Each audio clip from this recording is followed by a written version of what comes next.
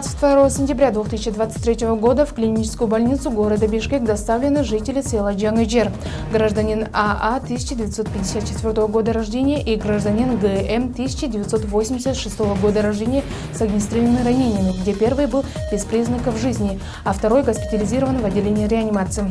По данному факту в ОВД Сокулукского района возбуждено уголовное дело по статье 122 Уголовный кодекс Кыргызской Республики. Сотрудниками милиции установлено, что инцидент произошел между односельчанами на почве выяснения отношений. В ходе следствия, проведенными следственно-оперативными мероприятиями, установлены события, которые привели к инциденту применением огнестрельного оружия. В ОВД Сокулукского района были доставлены более 30 человек и допрошены по обстоятельствам происшествия. Установлены лица, которые своими неправомерными действиями спровоцировали эскалацию конфликта и привели к действиям применением огнестрельного оружия.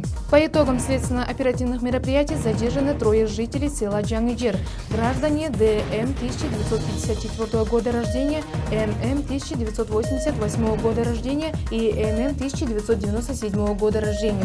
И в порядке статьи 96 Уголовно-процессуальный кодекс Кыргызской Республики водворены в изолятор временного содержания. Также продолжается проведение оперативно-розыскных мероприятий по установлению местонахождения еще 2 жителей села Джангыджер, гражданина Абдуллаев Курбангаджи Кадиевича 1982 года рождения и Даудова Магомед Эмин Мусаевича 1979 года рождения, которые после происшествия скрылись.